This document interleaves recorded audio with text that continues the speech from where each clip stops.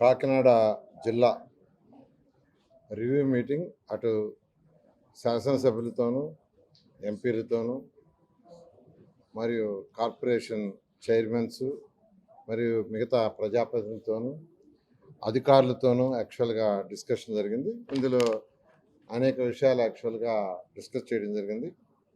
ముందుగా ఏంటంటే civil supplies సంబంధించి ఈ సంవత్సరం 2025-26లో ఎటువంటి ఇబ్బంది లేకుండా సివిల్ సప్లైస్లో ప్రొక్యూర్మెంట్ కానీ పేమెంట్ కానీ చాలా పర్ఫెక్ట్గా చేశారు. కాబట్టి 26-27లో కూడా అదేవిధంగా దానికంటే బెటర్గా చేయమని అందరూ ఎమ్మెల్యేలు కావచ్చు, ప్రజాప్రతినిధులు కావచ్చు, అందరూ చెప్పడం జరిగింది. దాని మీద కలెక్టర్ కూడా ఆ సివిల్ సప్లైస్ డిపార్ట్మెంట్ కూడా ఇన్స్ట్రక్షన్ ఇవ్వడం జరిగింది.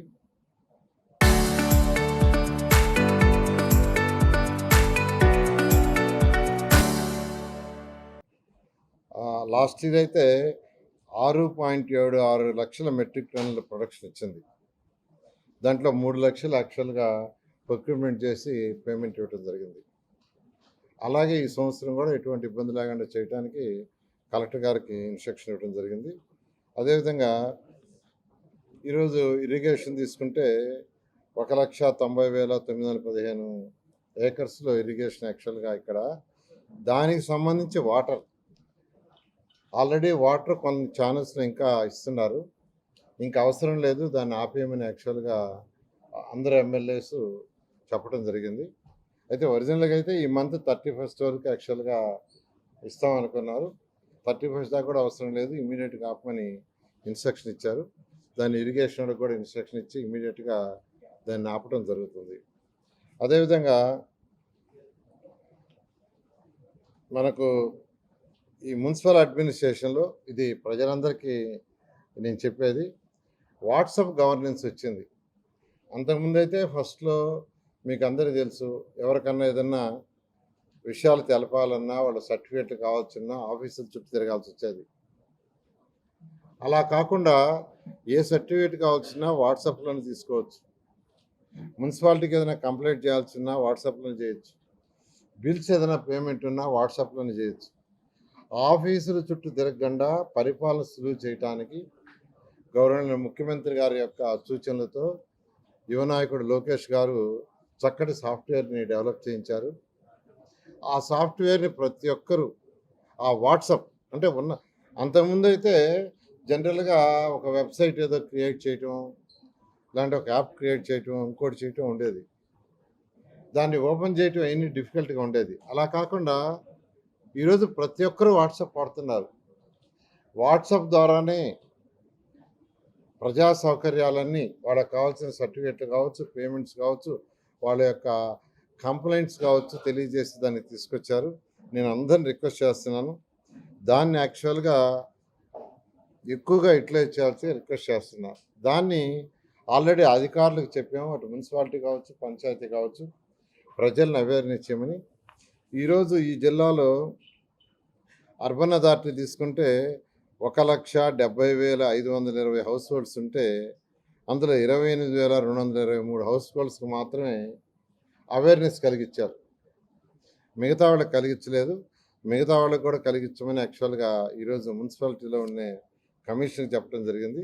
అదేవిధంగా పంచాయతీల్లో ఉన్న వాళ్ళకు కూడా ఎవరైతే ఉండారో అందరికి కూడా ఈ వాట్సాప్ని ద్వారా ఏమేమి వినియోగించుకోవచ్చు, వాట్సాప్ గవర్నెన్స్ అనేది అవేర్నెస్ కల్పించమని చెప్పడం జరిగింది. ప్రజలందరూ కూడా నేను చెప్పేది ఏంటంటే, దాని గురించి తెలుసుకోవాలని ఆసక్తి మీరు కలిగితే అక్కడున్న సచివాలయంలో ఉన్న స్టాఫ్ని అడిగితే వాళ్ళు తెలియజేస్తారు. మీకు దగ్గరలో ఉన్న సచివాలయం ఉంటుంది, ఆ సచివాలయం స్టాఫ్ దగ్గరికి పోయి దీన్ని ఎలా వాడాలా, దీనివల్ల ఉపయోగాలు ఏందని అడిగితే వాళ్ళు చక్కగా ఎక్స్ప్లెయిన్ చేస్తారు. దాని ద్వారా తెలుసుకుంటే మీకు ఏదైనా అంటే పేమెంట్స్ కట్టడం కానీ, సర్టిఫికేట్లు డౌన్లోడ్ చేసుకోవటం కానీ, కంప్లైంట్స్ ఏదైనా ఉంటే తెలియజేయటం కానీ తెలియజేయచ్చు. అదేవిధంగా ఎస్సీ ఎస్టీ హౌసెస్లో సోలార్ ప్రతి ఒక్కరికి సోలార్ ఇన్స్టాల్ చేయటం వల్ల వాళ్ళకి 0 ఖర్చు అవుతుంది ఎలక్ట్రిసిటీ. ఇంకా ఎక్సెస్ ఎలక్ట్రిసిటీ వస్తే దాన్ని అమ్మటం వల్ల వాళ్ళకు కొంత డబ్బులు కూడా వస్తాయి. దాని మీద గౌరవనీయ ముఖ్యమంత్రి గారు దీని మీద స్పెషల్ డ్రైవ్ చేసి ప్రతి ఎమ్మెల్యేకి కూడా ఇన్స్ట్రక్షన్ ఇచ్చారు, కలెక్టర్కి ఇచ్చారు. ఈ జిల్లాలో 19,593 హౌసెస్ ఉంటే ఎస్సీ ఎస్టీ, ఇంతవరకు 522 మాత్రమే పెట్టడం జరిగింది. ఆ డిపార్ట్మెంట్ వాళ్ళతో రివ్యూ చేస్తే దీని మీద అగ్రెసివ్గా చేసి వీలైనంత తొందరలో కంప్లీట్ చేస్తామన్నారు. అదేవిధంగా రూరల్ ఏరియాలో 3 అన్నా క్యాంటీన్స్ శాంక్షన్ చేస్తున్నారు. అవి అంతా కంప్లీట్ అయిపోయినాయి. ఫస్ట్ వీక్లో గౌరవనీయ ముఖ్యమంత్రి గారి చేతుల మీద రాష్ట్రంలో ఏర్పాటు చేసిన 70 అన్నా క్యాంటీన్స్తో దీన్ని కూడా ఇనాగ్రేషన్ చేయడం జరుగుతుంది. అదేవిధంగా జీజీహెచ్లో మరొక అన్నా క్యాంటీన్ పెట్టమని యాక్చువల్గా రిక్వెస్ట్ చేశారు. దానికి కూడా యాక్చువల్గా గవర్నర్ ముఖ్యమంత్రి గారు చెప్పి, అంటే ఆల్రెడీ ఒక 28 శాంక్షన్ చేశారు. 205 ఈ రాష్ట్రంలో ఉన్నాయి. 70 కొత్తగా కట్టాం అన్నా క్యాంటీన్స్. అవి ఫస్ట్ వీక్లో ఇనాగ్రేషన్ చేస్తారు. మరొక 28 కూడా గవర్నర్ ముఖ్యమంత్రి గారు యాక్సెప్ట్ చేశారు. దాంతో ఈ జీజీహెచ్లు అడిగింది కూడా యాడ్ చేసి చేయిస్తామని సందర్భంగా మీకు తెలియజేస్తున్నాను. అదేవిధంగా ఈ జగ్గంపేటలో 450 ఎకరాలు ఇండస్ట్రియల్ ఏరియాకి ఐడెంటిఫై చేశారు. అది ఇండస్ట్రియల్ డిపార్ట్మెంట్లో ఫాలోఅప్ చేసి ఇమ్యూనిటీకి చేయడం జరుగుతుంది. అది కాకుండా హౌస్ సైట్స్ కోసం కొంత ల్యాండ్ని ఐడెంటిఫై చేశారు. అయితే అది ఇరిగేషన్ డిపార్ట్మెంట్తో లింక్ అయింది. ఇరిగేషన్ డిపార్ట్మెంటు అంతేకాకుండా పోలవరం ప్రాజెక్టు కెనాల్స్కి ఏదైతే తవ్వుతున్నారో మట్టి, దాన్ని అక్కడ వేశారు. మట్టి వేయటం కోసంగా దాన్ని కొన్నారు, ల్యాండ్ అక్విజిషన్ చేశారు. బట్ ఆ ల్యాండ్ కేంద్ర ప్రభుత్వం వాళ్ళు డబ్బులు ఇచ్చారు కాబట్టి మాది అని వాళ్ళు అంటున్నారు. బట్ రాష్ట్ర ప్రభుత్వం అక్వైర్ చేసి వాళ్ళకి ఇచ్చింది. బట్ దాన్ని కేంద్రంతో కూడా కన్సల్ట్ చేయాలి, తప్పదు.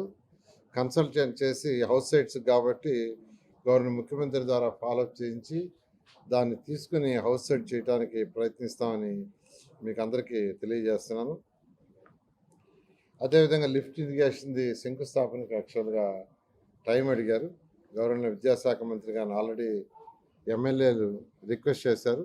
నేను కూడా మాట్లాడి యాక్చువల్గా దాన్ని వీలైనంత తొందరలో చేయించడం జరుగుతుంది. ఈ విధంగా ఈరోజు ఎమ్మెల్యేలు ఏదైతే రైట్ చేశారో దానికి కలెక్టర్ గారు క్లారిటీ ఇచ్చారు.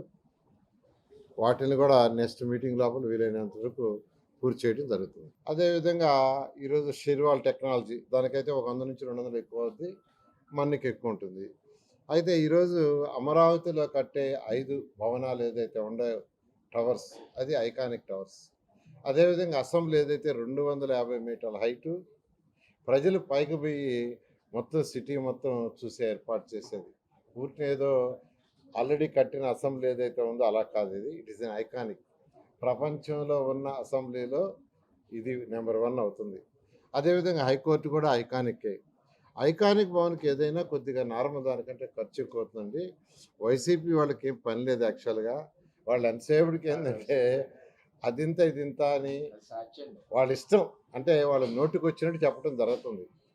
ఇవన్నీ కూడా ఏదైతే ఎస్ఆర్ రేట్లు ఉన్నాయో ఎస్ఆర్ రేట్ల ప్రకారం ఎస్టిమేషన్ వేసి దాని ప్రకారమే జరుగుతుంది. మేము కంపారిజన్ కూడా చేసుకుంటున్నాం. ఇతర రాష్ట్రాల్లో కావచ్చు, వాళ్ళు ఎలా ఐకానిక్ భవనాలు కట్టారు, వాళ్ళ రేట్ ఎంత, నార్మల్ భవనాలు ఎలా కట్టారు, వాటి రేట్ ఎంత, సీఎం గారు చాలా క్లారిటీగా ఎప్పటికప్పుడు కంపేర్ చేసుకోండి. ఎస్ఆర్ రేట్ల ప్రకారం చాలా స్ట్రిక్ట్గా ఫాలో అవుతున్నాం. వాళ్ళకేంటంటే వాళ్ళు ఎక్స్పెక్ట్ చేయలే, ఇన్ని వేల కోట్లు ఎక్కడి నుంచి తెస్తారు, మేము అప్పు చేసి వెళ్ళిపోతున్నాం, ఆ అప్పు తీర్చడానికే వచ్చిన ప్రభుత్వం పని అయిపోతుంది, ఏ విధంగా అమరావతి రాజధాని కట్టగలరు అని వాళ్ళు ఒక భ్రమలో ఉన్నారు. కానీ గౌరవనీయ ముఖ్యమంత్రి గారు కేంద్రంతో, ఇప్పుడు ఎన్డీఏ ప్రభుత్వం ఇది, కేంద్రంతో గవర్నర్ ప్రైమ్ మినిస్టర్ గారితో మాట్లాడటం, వాళ్ళు యాక్చువల్గా కొంత 15,000 కోట్లు వాళ్ళు శాంక్షన్ చేయించారు. అదేవిధంగా 11,000 కోట్లు యాక్చువల్ హట్కో ద్వారా, ఇలా డిఫరెంట్ అనేక మార్గాలు తెచ్చాం. అయితే ఇది కూడా ప్రచారం చేస్తున్నారు, దీనికి అప్పులు చేసేస్తున్నారు అని. చేసే అప్పులు అమరావతి రాజధానిలో ఉండే ల్యాండ్స్, మిగిలిన ల్యాండ్సే రీపే చేస్తాయి. ఈరోజు మా దగ్గర 5,000 ఎకరాల ల్యాండ్స్ ఉంది, డెవలప్డ్ ల్యాండ్. అది కూడా మా దగ్గర ఉండేది కూడా డెవలప్డ్ ల్యాండ్, అంటే స్క్వేర్ యార్డ్స్లో ఉండే ల్యాండ్. ఆ ల్యాండ్‌ని ఫ్యూచర్‌లో అమ్మడం ద్వారా రీపే చేస్తాం. కాబట్టి అమరావతి క్యాపిటల్ సిటీకి చేసే అప్పులో ఒక్క పైసా కూడా ప్రజలు కట్టే ట్యాక్సుల ద్వారా రీపే చేయము. దీన్ని కూడా ప్రచారం చేస్తున్నారు. ప్రాజెక్టుని డిజైన్ చేసినప్పుడే అక్కడ ఎంత ల్యాండ్ పక్కన పెట్టాలా, దాన్ని అమ్మితే ఎంత వస్తుంది, దానికి తగ్గట్టుగా ఎంత లోన్లు చేయాలని ఒక పర్ఫెక్ట్ ఫైనాన్షియల్ ప్లానింగ్. గత ప్రభుత్వానికి ఫైనాన్షియల్ ప్లానింగ్ లేదండి. ఇష్టం వచ్చినట్టు చేశారు. నా డిపార్ట్మెంటే తీసుకుంటే గత ప్రభుత్వంలో ప్రజలు కట్టిన ట్యాక్సులు, మున్సిపాలిటీలో ప్రజలు కట్టే ట్యాక్సులు ఏంటంటే ఆ డబ్బులు మున్సిపాలిటీలో పెట్టుకొని వాళ్ళ కౌన్సిల్లో రిజర్వేషన్ చేసుకోవాలా.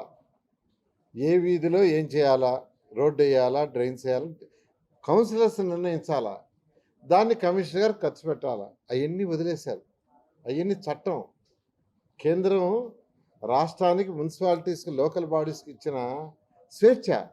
ఆ స్వేచ్ఛని హరించేసి ఆ డబ్బులన్నీ వేరే వాటికి మళ్ళించారు. 3,000 కోట్లు 3,000 కోట్లు మళ్ళిస్తే ఈ ప్రభుత్వం వచ్చిన తర్వాత ఇంతవరకు గవర్నర్ ముఖ్యమంత్రి గారు 1,800 బ్యాక్ ఇచ్చారు, 1,800 వెనక్కి ఇచ్చారు. మొన్న నైట్ కూడా 700 కోట్లు యాక్చువల్గా పాత బాకీలకి ఫైనాన్స్ డిపార్ట్మెంట్ ఇచ్చింది. ఇట్లా గత ప్రభుత్వానికి ప్లానింగ్ లేదు. అన్ని డిపార్ట్మెంట్ డబ్బులు డైవర్ట్ చేసేసి ఏదంటే చేసేసింది లెక్క పక్క లేకుండా. కానీ ఈ ప్రభుత్వం వచ్చిన తర్వాత ఒక ప్లానింగ్గా మొన్న లాస్ట్ April 1 నుంచి ఏ మున్సిపాలిటీ డబ్బులు వాళ్ళ దగ్గరే ఉన్నాయి, వాళ్ళే ఖర్చు పెట్టుకునే ఫ్రీడమ్ ఇచ్చేశారు. ఆ మున్సిపాలిటీలో వాళ్ళే రిజల్యూషన్స్ పాస్ చేసుకొని కౌన్సిల్లో వాళ్ళు ఖర్చు పెట్టుకోవచ్చు. అలా ఈరోజు అమరావతిలో కట్టే బిల్డింగ్స్ చాలా ప్లాన్డ్గా SR రేట్ ప్రకారమే కడుతున్నాము. అంతేగాని అమరావతి ఖర్చు పెట్టే ప్రతి పైసా అమరావతి క్యాపిటల్ సిటీ తీర్చుకుంటుంది ఉండే ల్యాండ్ ద్వారా. Thank you. నేనే మంత్రిని. అనేక దేశ విదేశాలు తిరిగి నేను స్టడీ చేస్తే అల్టిమేట్ మార్గం ఏంటంటే వేస్ట్ ఎనర్జీ ప్లాంట్ ఉండాలి. ఈరోజు చైనాలో 1,150 ఉన్నాయి వేస్ట్ ఎనర్జీ ప్లాంట్స్. 2014-19లో 350 ఉన్నాయి. లాస్ట్ 6 ఇయర్స్లో 1,150. జపాన్లో 1000 ఉన్నాయి. అయితే 14-19లోనే స్టడీ చేసి ఆ రోజు గవర్నర్ ముఖ్యమంత్రి గారు చెప్తే మన రాష్ట్రంలో 10 శాంక్షన్ చేశారు. అయితే 2019 ప్రభుత్వం అయ్యేటప్పటికి 2 అడ్వాన్స్లు ఉన్నాయి, విశాఖపట్నం, గుంటూరు. అవి 2 కంప్లీట్ చేశారు. ఈరోజు రాష్ట్రంలో వచ్చే 7,000 టన్నుల చెత్తలో 2,800 ఆ 2 ప్లాంట్లలో పోయి బర్న్ అయ్యి ఆశైపోయి ఎలక్ట్రిసిటీ ప్రొడ్యూస్ అవుతుంది. అయితే గత ప్రభుత్వం ఏం చేసిందంటే చెత్త పన్ను ట్యాక్స్ వేసింది.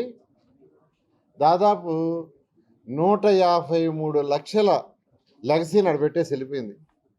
చెత్త పన్నేసింది, చెత్త కూడా తీలా. 153 లక్షలు, 85 లక్షలు గ్రౌండ్ లెవెల్ పైన ఉంది, గ్రౌండ్ లెవెల్ కింద బ్యాక్ ఉంది. 2024 ఈ ప్రభుత్వం వచ్చిన వెంటనే మచిలీపట్నంలో స్వచ్ఛ ఆంధ్ర కార్పొరేషన్ ద్వారా జరిగే స్వచ్ఛతా మీటింగ్లో గవర్నర్ ముఖ్యమంత్రి గారు నాకు ఆదేశం ఇచ్చారు. 85 లక్షలు 1 yearలో పూర్తి చేయాలంటే 2025 అక్టోబర్ 25 పూర్తి చేసాం, అక్టోబర్ 2కి. అయితే గ్రౌండ్ కంటే కింద కొన్ని దగ్గర 5 మీటర్లు, 6 మీటర్లు, 7 మీటర్లు ఉంది. బట్ దాన్ని వదిలేసి పైన మట్టేస్తాం అనుకుంటే ఫ్యూచర్లో కింద వాటరు పొల్యూట్ అవుద్ది. అది కూడా తీసేయాలంటే మళ్ళీ టెండర్లు పిలిచాం, అది కూడా జరుగుతుంది.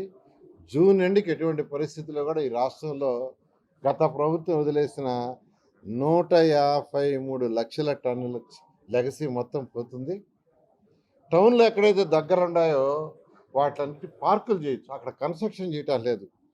15 సంవత్సరాలు అక్కడ కన్స్ట్రక్షన్ చేయకూడదని నాముంది, పార్కులు చేసుకోవచ్చు. మొన్నే గవర్నర్ ముఖ్యమంత్రి గారి దగ్గర మున్సిపల్ శాఖ డిపార్ట్మెంట్ రివ్యూ జరిగితే పొల్యూషన్ బోర్డు వాళ్ళకి చెప్పాం, వాళ్ళ దగ్గర డబ్బులు ఉన్నాయి. టౌన్కి దగ్గర ఉండే పార్కులు ఒక 80 ఉన్నాయి టౌన్ లోపల. ఆ 80 పార్కులు వాళ్ళకి హ్యాండ్ ఓవర్ చేస్తున్నాం. వాళ్ళు డెవలప్ చేసి మళ్ళీ మున్సిపాలిటీకి హ్యాండ్ ఓవర్ చేసేటట్టుగా వాళ్ళతో మాట్లాడాం. ఈ విధంగా ఈ ప్రభుత్వం అన్ని విధాల ప్రతి విషయాన్ని జాగ్రత్తగా కూలంకషంగా డిస్కస్ చేసి ముందుకు తీసుకోవాలి.